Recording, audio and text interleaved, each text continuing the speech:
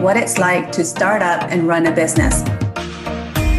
In this series, Matt will be coaching John Davies on his business, Inventory Heroes. John completed Matt's eCommerce masterclass and then requested his expertise through a series of coaching calls. Here's the show with Matt and John.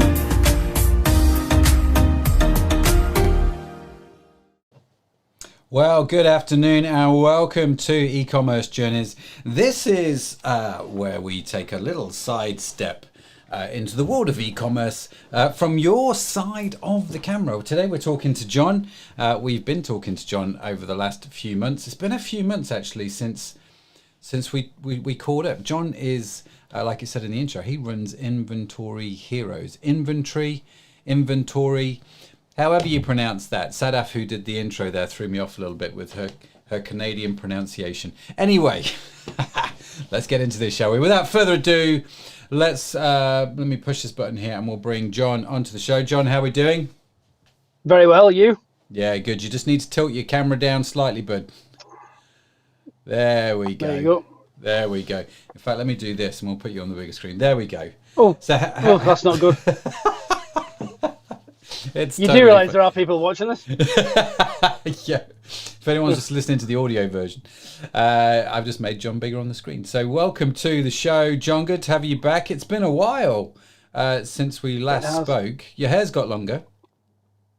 Yeah, do you know the lockdown hair's kind of back? It wasn't actually meant to be, but just been so busy. Not had any time to obviously take care of it.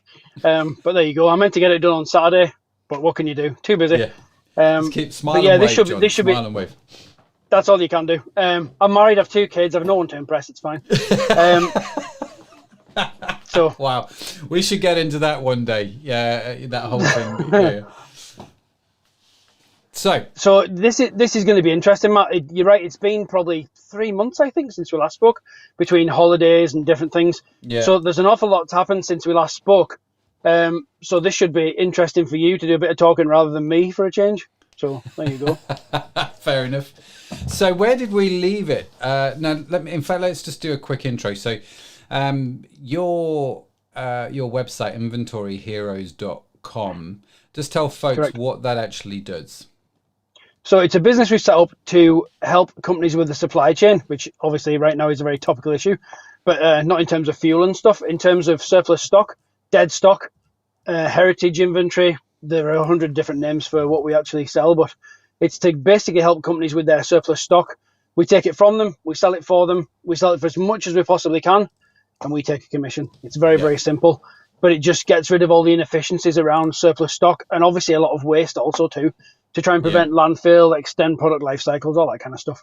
So, it's an interesting business to be in, especially at the moment. Yeah, it's a shame you haven't actually got excess fuel stock. You could just bring to the house. That would be nice. Funnily enough, my dad actually fixes petrol pumps. That's his company. That's what his company does. He's a sole trader, and he just said the last couple of weeks have been completely crazy. Oh, genuinely. I bet. There's a video going around of a lady in England who put fuel into a carrier bag. Do you know what? No way. Actually, honestly, fuel into a carrier bag. No matter how bad things get with my business, at least I know I'll never be stupid enough to put fuel in a carrier bag and try and take it home. That's the most extraordinary thing. Okay.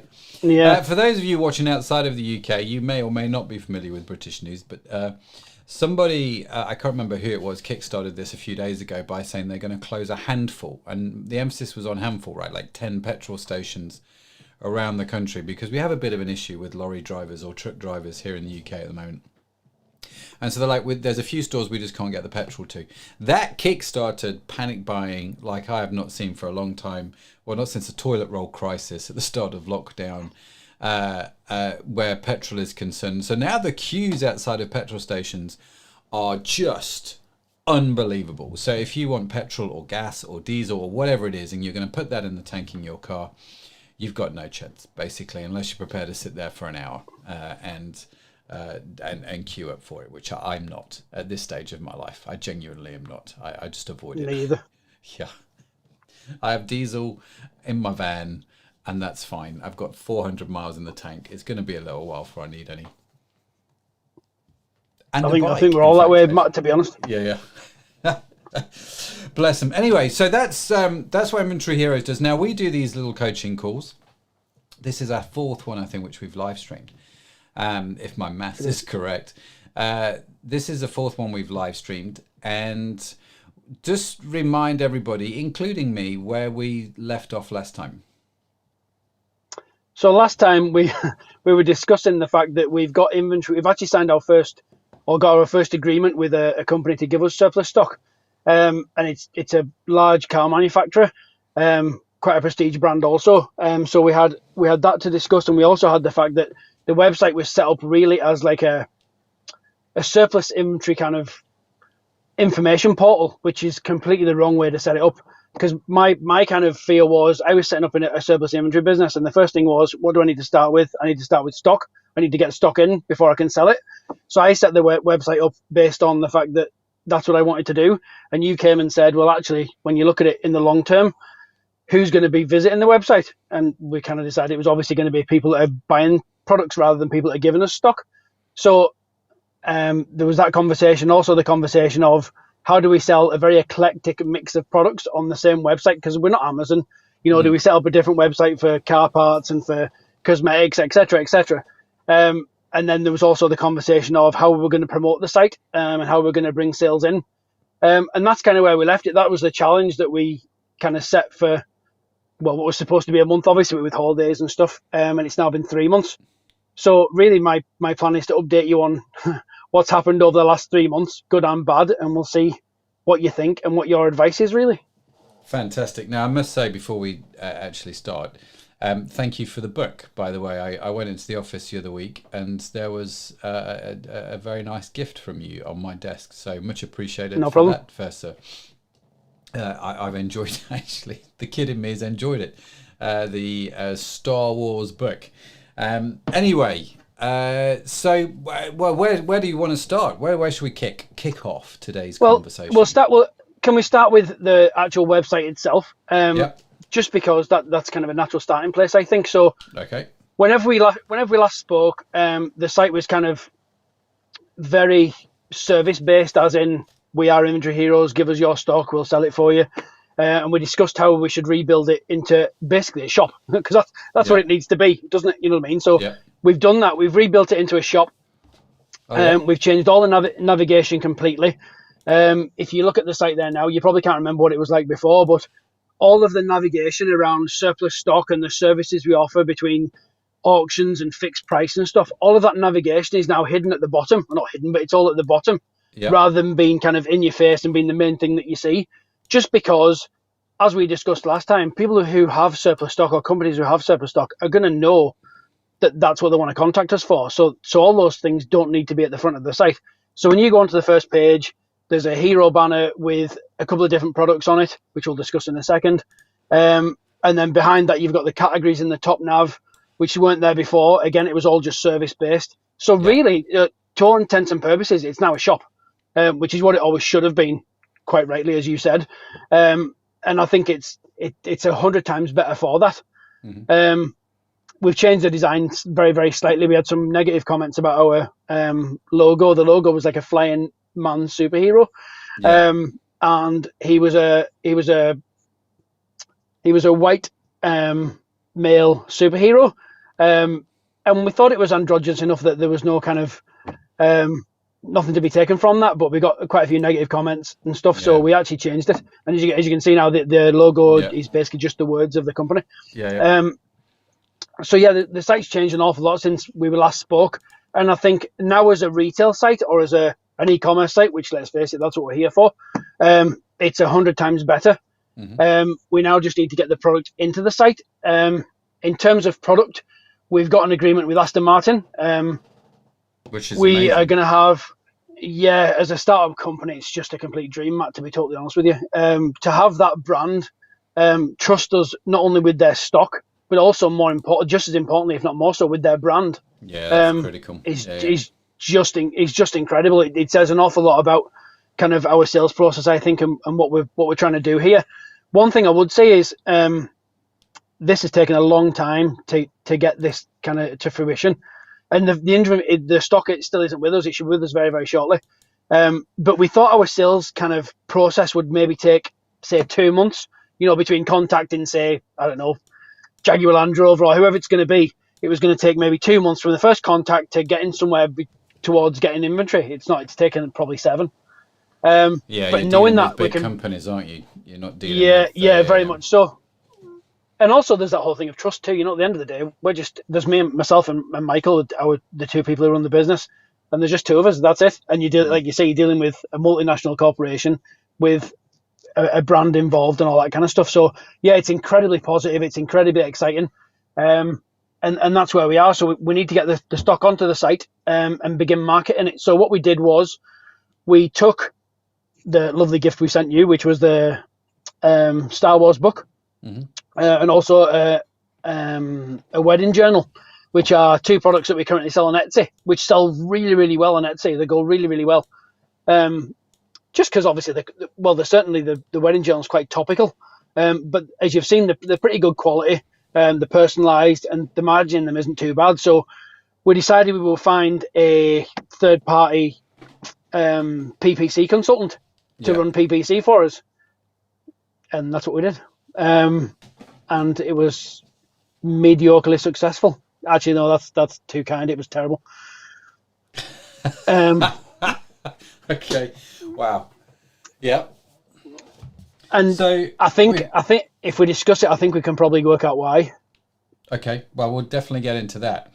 So you started there with a website, giving me a quick update on the website, and you obviously then went into the PPC. So let's go back to the website first. Let's deal with that one there, and look at some of the changes that you have made. So I see that your main, like you say, your main navigation has changed, which is good.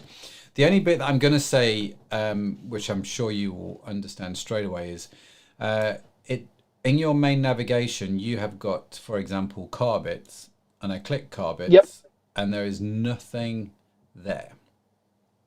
And it says no products were found matching your selection. So what you can't do in with any website really from your main navigation is have a link which doesn't go anywhere, because it just looks a bit odd. Do you know what I mean? And all of a sudden people aren't going to trust you. You would be much better off just going inventory heroes, getting rid of everything and just having your personalized gifts drop down list for now. Because at least you've got stuff underneath that, or at least you could take everything from the personalized gifts drop down and make that your main navigation. Do you see what I mean? So when you click, I do, yeah. What have you got under there? Beatrix Potter, booze, pet products, Watership Down. They could be your main headings on the navigation whilst this other stuff comes in, or just leave it as it is. But take the ones that don't have anything on, take them off. The one exception maybe you could put there is under car bits. Is when you click it, just have some kind of notification saying, listen guys, we're super excited to be announcing a partnership with Aston Martin. Stock is on its way. We're going to be putting stuff on the site soon, like a big announcement type thing. If you're interested in car bits for Aston Martin, put your email address here and let us know, and we'll let you know when it's all in stock. Do you know what I mean? Something like that. You could do a big announcement page, but don't have it go to a vacant page. Okay, we actually do have a coming soon page, and I thought I had linked to it, but I must not have done. So, yeah, there is a coming soon page, but an announcement page would be a step above that too.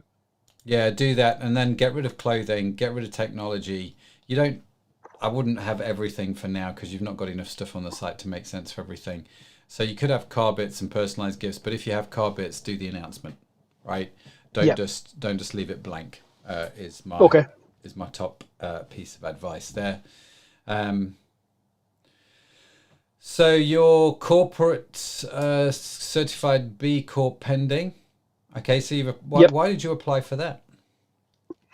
Because we're going to be. It's something that's quite close to my heart. It's something that I've always kind of wanted to do, and it's something that I'd like to champion, to be honest. And also, I think gives us a lot of credibility in the surplus stock industry, because there's so much stuff still, believe it or not, goes into landfill. Now, obviously, the Amazon story broke a little while ago, which kind of brought the focus back to that, Amazon dumping all that product and all that kind of thing. Yeah. It's something that I find crazy and ridiculous, and the B Corp movement is something that I'm really passionate about, if I'm totally honest, and that's why I'd love to be part of it. I also want to join that the 1% for the planet fund too, where you give 1% of your turnover to the charity. But also, don't get me wrong, it's a marketing tool at the same time. At the end of the day, we can use it as a marketing tool and also a networking tool as well. But we want to be known as the company who do surplus stock right. There's so many companies out there who are just interested in taking your stock for as little as they can get it for, sell it for as much as they can, and make as much money for themselves as is possible. We're the opposite of that. Don't get me wrong, it's not altruistic. It's not a charity by any stretch of the imagination. It's a business, but it's a business that should be running the right way for everybody, for the client, for ourselves, for the planet. That's why we applied for it. Yeah. Okay. Okay. Awesome. I'm just looking down the page here for the Star Wars book. So the anniversary journal personalized. So if I go, our hero product is a personalized journal. You've got that on there. You put your name, put your message, add some gift box, add to basket. You've got a video there, which I've not obviously watched. There's no product reviews. Now you've got a fundamental problem here, John. Yep. The fundamental problem is this. You have put on the homepage, this is our hero product, right? But then you've got no reviews. So what does that tell you, or what does that tell the customer about your website? Okay, didn't see that. Yeah, that's a very good point. Just to go back a step, whenever we last spoke, you said about making the product page very personal, as in our brand, our voice, which is what we've done. We've also added the video, which wasn't there before. What we could do, and I wanted to ask your advice on this actually, in terms of the reviews, it's really frustrating to have a product there with no reviews and yet a review section, because it's like the chicken and egg thing, it's really, really frustrating. Other than giving a few away, we could do that, but also as I said to you before, we've sold loads of them on Etsy. I mean, loads of them, like probably 200 or 300, if not more than that. And there's loads of really positive reviews on Etsy. Is it viable to take those reviews from Etsy and use them on our website? Is it acceptable? I think it is, totally, because they're your customers, right? And what you can do is, I mean, you might want to check the Etsy terms and conditions here. So I don't want to say, do something without you properly fully checking into it. But in my head, if you put on there, Jane Smith said this, and you could put in brackets Etsy customer. Do you know what I mean? Or if you wanted sort of full transparency. But yeah, I don't have any issue with that. It's the same if you sell on Amazon. People bring Amazon reviews over. People bring Etsy reviews over. I think you've got to start getting some of those reviews on that site. And even some of, if you've got some great reviews on Etsy, even just putting them on the homepage is like testimonials.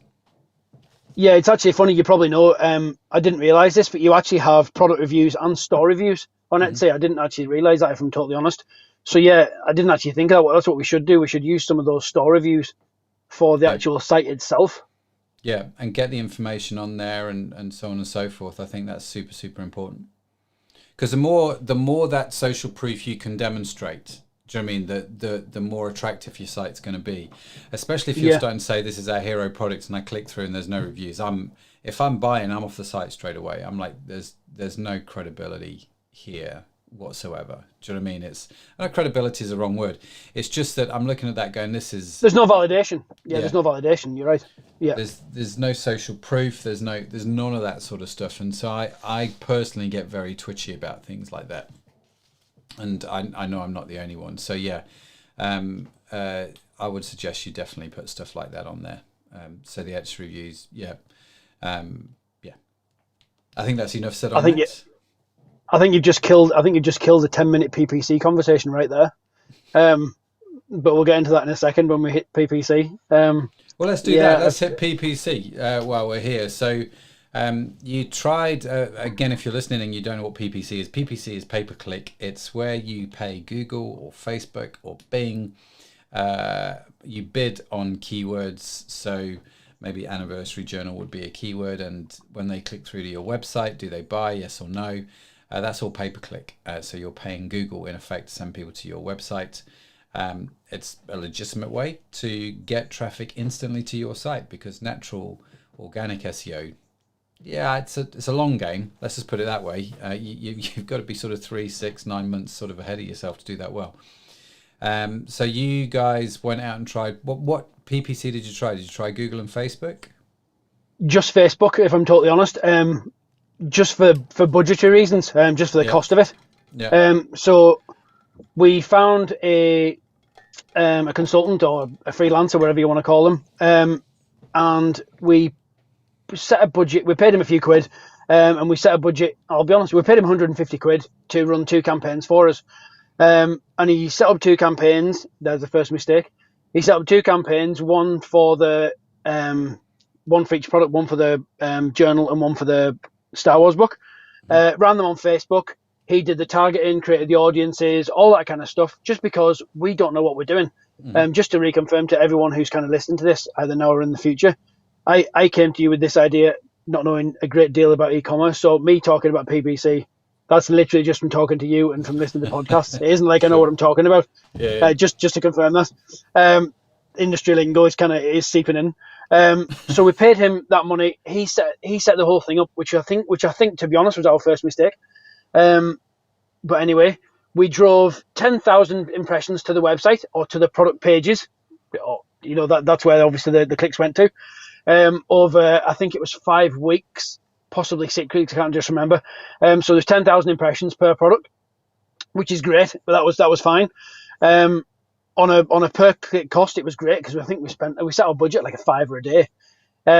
So that was fine, and we made 1 sale, which still breaks my heart to this day to admit. So yeah, that's kind of the PPC in a nutshell. I was hoping you were going to start talking there, but as you haven't, I'll continue. I think our first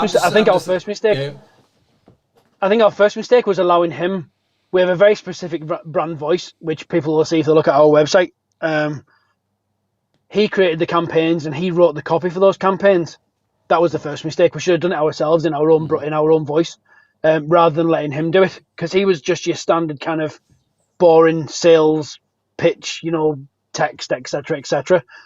Our next fear was because we drove so many impressions, and to be fair, we didn't expect to get 10,000. That might be nothing, but we thought it was pretty good. We drove 10,000 impressions.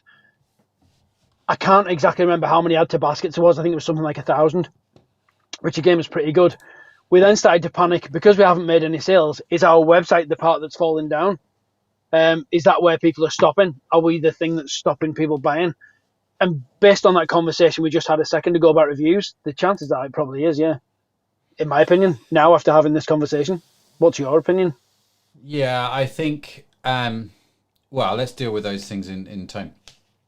So whenever you do any kind of pay-per-click advertising, especially with Facebook's different to Google in the sense that if someone goes to Google and puts in Star Wars book, they're ready usually to buy a Star Wars book. Whereas Facebook, we call it interruption marketing. So the person you're advertising to is not necessarily looking to buy that product. You're trying to arrest them on their feed to gain their attention. They kind of go, oh, that's cool. They click through and then they buy. And it's a much, Facebook is cheaper, or on the whole, it's cheaper for advertising, because it's actually much harder to sell to somebody from Facebook than it is from Google, just because of the state in which they're in. So you have to think about that customer, right? So whenever people, and to be fair to you, John, 98% of the people listening to this show or watching this show will have fallen foul of exactly the same thing. The biggest complaint in e-commerce, I've got traffic but no sales, right? So it's massive. People go set up a Shopify store, they follow the Shopify program on doing Facebook ads, they'll send 10,000 people to their website and they'll make 1 sale, and they're like, what the hell is going on? I don't get it, I don't understand it. So you're definitely not the only person to struggle with it, is the first point to bear in mind. When it comes to Facebook, there's a number of things you have to think about. Number one is the quality of the traffic you're sending over. And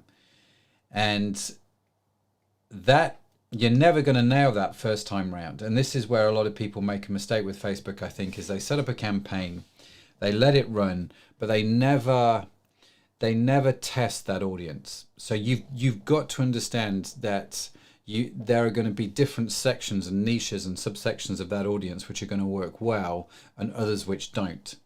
So whenever we run Facebook ads, the guys doing it, and we outsource it, I'll be straight with you, we outsource our Facebook advertising because the guys doing it, one, know what they're doing, and two, they're in there literally every day. What audience are performing well for us? What audiences aren't performing well? We switch off the ones that aren't performing and we ramp up the ones that are. Does that make sense? It's a simple totally. formula. And so I think actually when you said your mistake was having 2 campaigns rather than 1, I think your mistake was probably not having enough campaigns.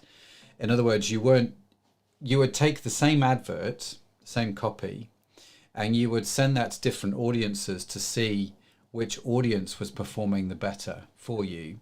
And then you could even break that down using Facebook's feature saying, right, in this audience, show half of them this advert and half of them that advert, and we'll see which one pulls the best. Do we do it with a video? Do we do it with an image? Do you know what I mean? What happens if we change the headline and the call to action? Do we get better improvements? And so and with all due respect to your Facebook guy, you're never going to get that for 150 quid, right? You're just not going to get that level of involvement from somebody, which is why when you start out in Facebook, Facebook marketing isn't complicated. You've just got to put an hour a day into it. And after a week, you know everything that you need to know.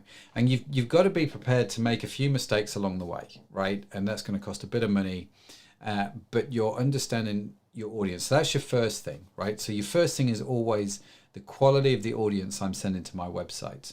Okay, that's the first question you've got to ask. Yeah. The second thing you've then got to think about is once they get to my website, what do they think?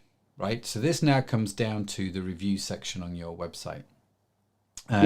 So you've got a bit of personality. You've got the video on there. Your brand voice is cool. The colors are wonderful. It's just different to most sites where you've got it set up, which is nice. You've not helped yourself with the car bits and the clothing, and do you know what I mean? But you've got nice stuff on there. And I think you could actually build out your product page. So if you were sending people to the Star Wars book page, I would probably make that page 3 or 4 times longer than it is and throw other stuff in there, like testimonials. Really? Yeah. Getting people to take pictures with their books, do you know what I mean? And how amazing it was and how they thought that. And I would start adding stuff in there which makes people go, you know what, these guys have got a great product and they've got lots of people that have bought it from them. Do you know what I mean? And that's the critical thing. So when people come to your website, and I see, this is, again, going back to the Shopify thing, where I've seen this a lot when people contact me and they say, I've got traffic but no sales. I look at their web page, their product page, and it is the most boring and dull product page in the world, right? They've got one photo, they've got 2 lines, maybe 1 or 2 bullet points, which they've copied off the manufacturer's website, and that's it, right? So you've got to think, what questions are people going to have about this product? How can I answer them on this page, right? And if they're really interested, they're going to keep scrolling and scrolling and scrolling and scrolling. The ones that want to buy it will buy it straight away. So you've got to think about your website in terms of conversion. Now, one of the things that you said, which slightly makes me nervous, is you had about 1,000 people add the product to basket, but only 1 buy. If those stats are right, that makes me incredibly nervous, right? Okay. And why would people add to basket unless you're doing that directly through the Facebook ad? Unless your Facebook ad is directing people to the cart where it is automatically added to the cart, which I don't quite understand why you would. I mean, you could test it. I don't think that would work, but you could definitely test it. Then the fact that you've got 10,000 people coming to your site and 10% of them are adding it to cart, that's a hell of a stat right there. But then less than a thousandth of a percent are then actually completing the checkout. That tells me that you've got to then start to look at abandoned cart issues. So are we adding on there any unnecessary postage and packaging? which is the main reason people abandon cart, that was not clear No, it's free on the product page. Well, I'm going to add it to... Which product are we talking about? We're talking about the Star Wars one? Either of those two products, yeah. So if I go to books... No, we did have an issue at the very beginning whenever we started the campaign. Like all these things, you only realise these things when you're testing it. We did realise that whenever someone added the product to cart, the actual cart button was right at the very top of the page. And it was really difficult to find. It wasn't really obvious. So then we changed it to where it is now.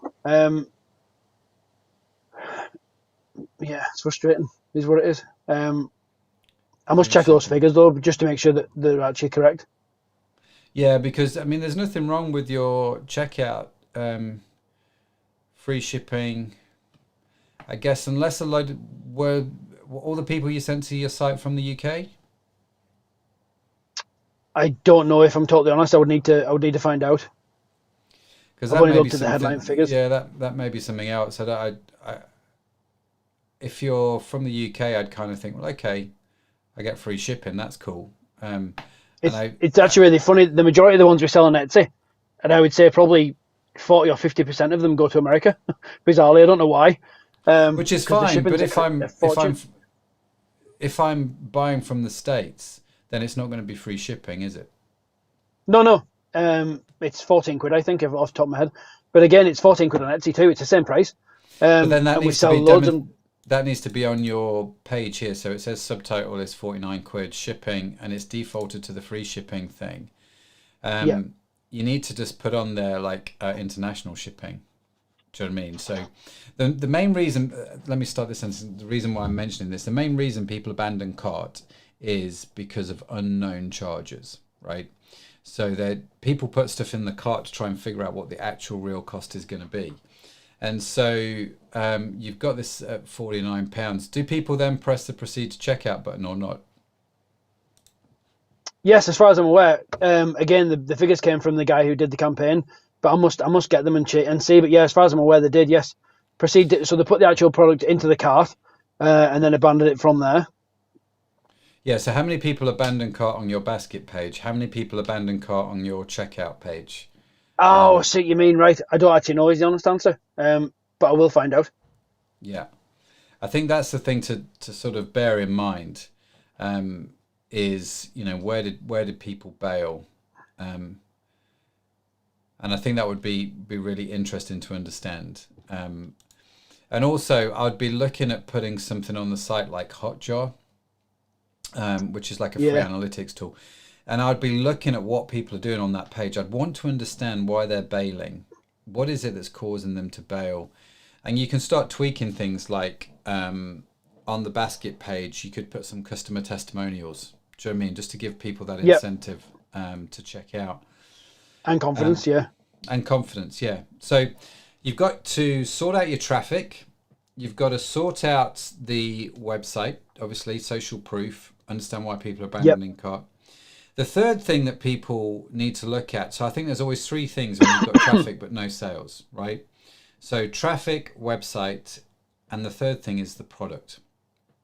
So people have come along to the page, the Star Wars Galactic Atlas, the personalized Star Wars Galactic Atlas. What does that... you've got your video there, which is cool. Again, you need product reviews on that page. Yeah. I think you need somebody holding it because it's actually a lot bigger than I thought it was going to be. But you've got to understand, is this a product people want to buy? And so you can send 10,000 Star Wars fans to that page, but if none of them are buying it, it's either the sales copy or it's the product themselves that they're not wanting to buy. If you're selling a load on Etsy, then that tells me that's a product that people want to buy. So there's the key mismatch then for me is going to be the traffic that you're sending to the site, and the website is not helping with the conversion. Yeah, okay. It's actually funny because when you mentioned there about whether people want to buy it, we actually got into some really, really good conversations with people on Facebook, you know, and people making comments and that kind of stuff. And it was actually really interesting. There was loads of people tagging other people and saying this would be perfect for a gift for X, Y, and Z person or whatever the case may be, which was all positive as well. So, yeah, I think that's one of the things that frustrates us so much, Matt. The fact that we are selling them. Obviously, we're selling them most days on Etsy, or certainly 3 or 4 a week. People really like them on Facebook. You've seen the quality of, obviously you've got one in your hand there, or you've got one in the house. It's different when you've got it in your hand, but the quality of them is very, very good. It's quite frustrating, but there's lots of stuff to work on there, very much so. The other thing that you could do to test here is send the Facebook audience to your Etsy site. So you could split test it. If I get 1,000 people through my Facebook ads and send 500 to Etsy, how many convert? And if I send 500 to my website, how many convert? And see what the conversion stats are. That's a good idea. Because again, that's going to help you understand your traffic, and your, the key issues that you have with the website. So I'd have a look at that as well. I've just written that down, by the way, just in case you're wondering. I'm like you. I'm very analog. I like my notebooks. So there's an awful lot to work on in terms of testing other kind of copy and ads and stuff with the PPC. I think we've only scratched the surface of it. You think you're doing loads, and then you realise actually we're not doing loads at all. We've hardly even started the process, Well, you are doing lots.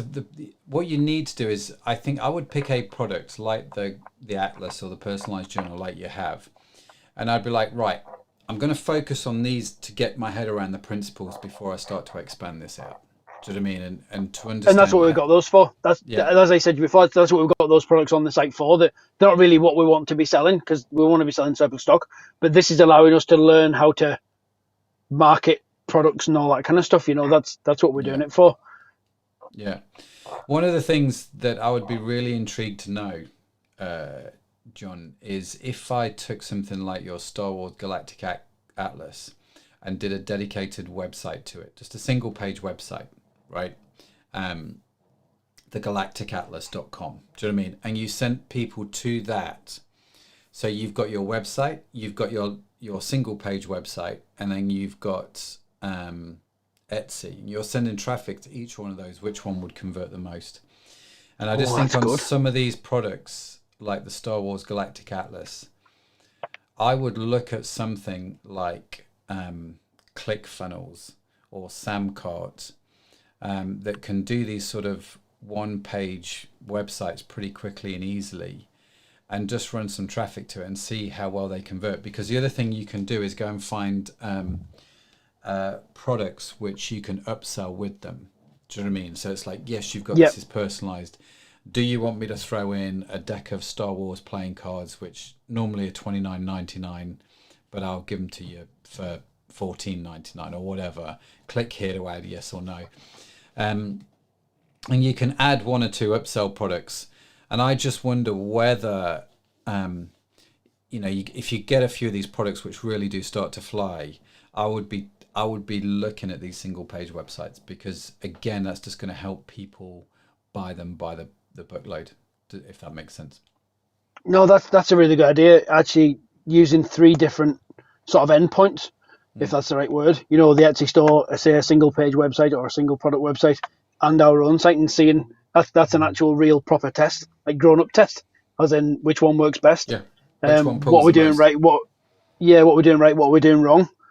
I'd be looking at it, really because you could. I think we'll give that a try. Yeah, I would, because and whichever one works, as long as you're making profits, you're going to ramp up the audiences which are converting to that channel, and you're gonna, and whilst that's running there and that's starting to bring in, the bigger turnover figures, you're then out there looking for your next audience that's going to convert. Do you know what I mean? It's a constant search for the next audience. Yeah, and the beautiful thing with that is, Matt, if I extrapolate that whole idea to surplus stock or surplus inventory or whatever you want to call it, we could use that model and have a sort of a single page website or whatever you want to call it for every brand that we deal with, rather than having, we're obviously going to have one website that sells everything, but we could extrapolate the idea you've just said and use it for each brand. So we could have a brand page or a brand site for every brand that we end up working with in terms of surplus stock, because we are obviously talking to other ones, not just Aston Martin.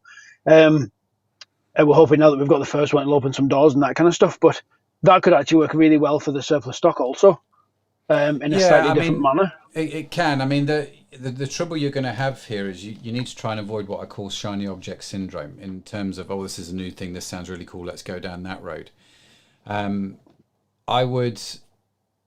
But yes, ultimately, I can see you having an Aston Martin website, for your Aston Martin parts, or I can see you having a car parts website with Aston Martin, Porsche, and whoever else you manage to get. Yeah. I can see you having specific pages for unique products that sell super well, because you figured out the advertising to those guys, and you can really, you can do super well with that channel. I can see you doing certain things on Etsy, because Etsy is great for what it is, and you can do that. And so you have these multiple channels, and then obviously you'll have your collective website. And it may be that if I was Aston Martin, I'm surprised they've not come to you yet and said, this is awesome, but I want a dedicated website, or I don't want to be on a purple and green website. I want to be on something that's a bit more in keeping with our brand. Do you know what I mean? I have to admit that was my original fear, because obviously our branding is quite out there. It's very different, but they haven't batted an eyelid so far. Now maybe when we get through the first sort of 6 months, if it's working, if we do what we say we can do, maybe that'll be the time they come and say that. But yeah, that was a little bit of a concern. But then at the end of the day, we're building a business here where we have to have our own brand presence. So we can't just be copying everybody else. No, and as good as Aston Martin is, it may not work. So don't go and invest heavily in a massive website now. It's like, but I think once you start to grow in these different areas, you can then go, right, copy paste website format, and let's just do car parts over there, and let's just do this over here. And I think you'll get to that stage if you keep going down the road that you're going down. Hopefully so. That's four paces in front of us right now. We're certainly planning to work on this month anyway, that's for sure. Yeah. I mean, for now, keep playing around with the PPC. Get the reviews on the website. Start building up some social proof, and keep trying to find good audiences on Facebook that convert for those products, and start to get your head around and understand what's going on with those. I think that would be my advice, and keep working with that. And I think you're right. I think we need to test loads of different titles, different copy, images and video. There's multiple things per product we can test. Never mind per category of product. Mm-hmm. So again, if we stick with the same 2 products that we know sell really well, and we know that fundamentally that we know people like also, because people love them. We haven't had a single negative review on any of those products ever. Touch wood. So yeah, I think we just need to do loads and loads of testing over the next month and see what works and what doesn't for those audiences, and for our company too, or for our brand, I should say. No, totally. And I think you'll find Facebook is a good place to market gifts. I think some of your other, the personalized gifts, I think is good on Facebook, especially because you're leading up to Black Friday, Christmas time.